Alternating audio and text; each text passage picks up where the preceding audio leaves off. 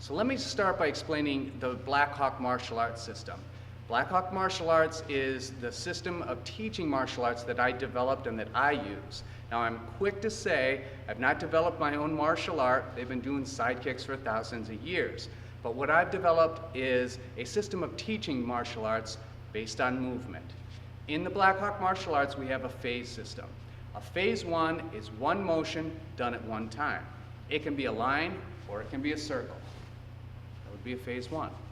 A phase two is two motions done at one time. It can be two lines, two circles, or a circle and a line.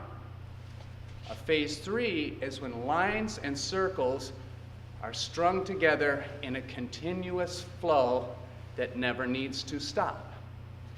So if a phase one and two are akin to printing with lines and circles and punctuation, phase threes are akin to cursive, creating a continuous flow. So what I was looking for is any style that might have phase three drills as their sensitivity drills. So here's what I found. Okay, so working with me today is my student Justin Krakey, so he's going to be helping me with some of these sensitivity drills. So the first sensitivity drill that I came across and that I've worked with, and I'd used it before, was the pass pin block drill. So we're starting, and again, I wanted to develop a sensitivity and a good defense in this hand range. And what I noticed when I analyzed the movement of what was going on here is that what the drill does is it uses a phase one followed by a phase three. Phase one, phase three. So what I was looking for was actual phase three sensitivity drills. So this actually added one motion more than what I wanted. So the next drill that we used was in maybe 45 degrees, was a Pak Sao drill.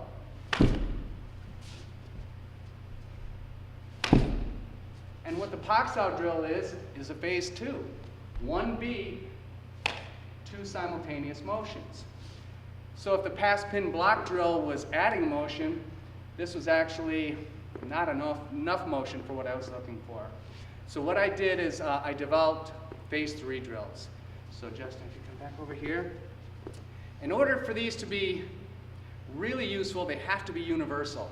In other words, I have to be able to block with either hand in any direction in order, in my opinion, for them to be useful. So I started with the most common punch that would come at you, which is maybe a rear cross. So I'm going to intercept it with my back hand, coming opposite line from where I've intercepted it, and then switching. So this is the first phase three drill that we developed.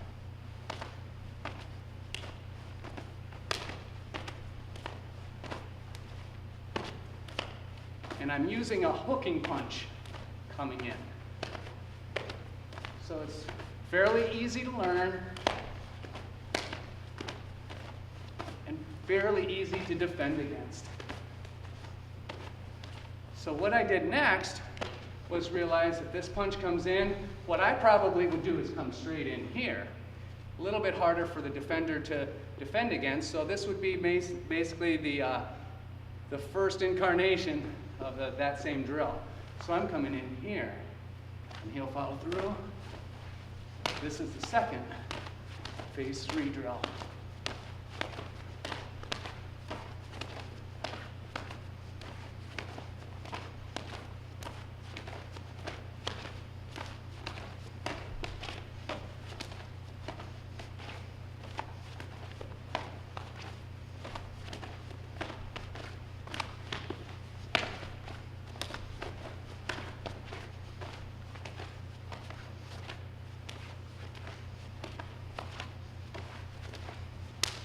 And now what I wanted to incorporate is also the lower angles, where the punch comes here, here, here, here. Should be able to come from any angle. So we added low angles.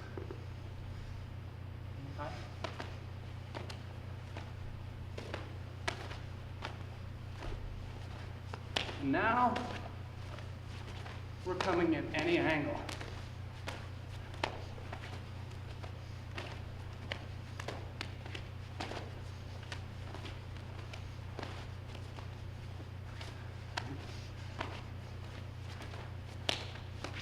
And I might come outside. There I just did a phase 2 instead of a phase 3.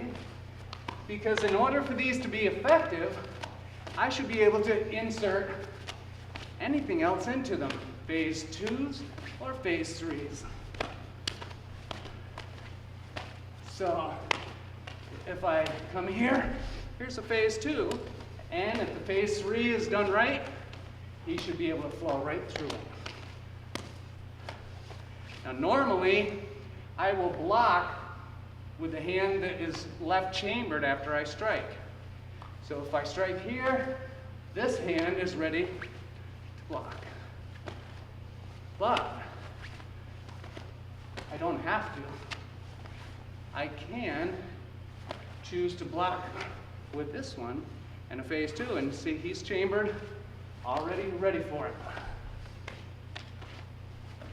So if these are to be effective, I should be able to use any technique from any angle.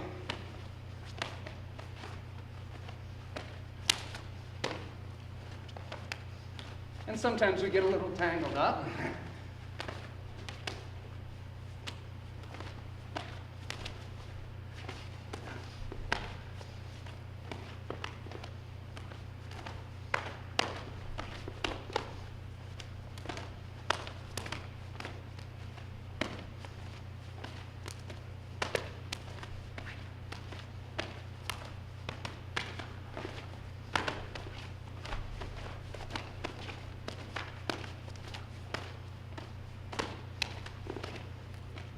Okay.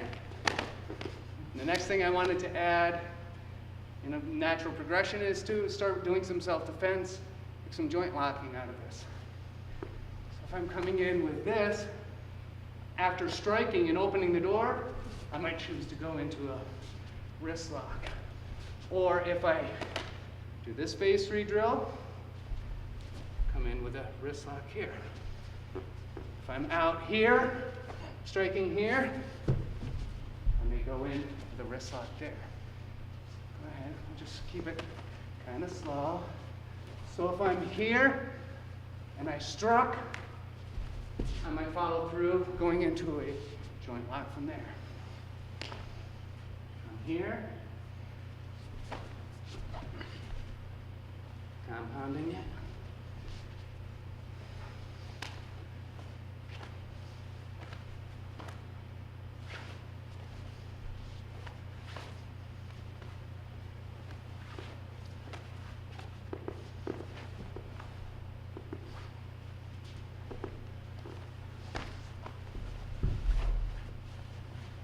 So that's where we're heading from here, is to incorporate self-defense techniques, joint locking, takedown, other techniques, maybe taking a self-defense technique and then finding out where does it originate. Like maybe it's a joint lock here.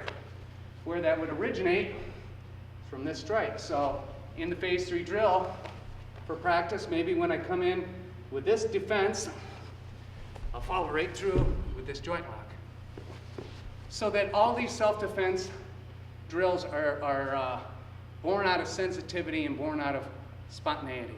So I hope you enjoyed that. I hope it makes sense, and hope you see its usefulness. So thank you very much.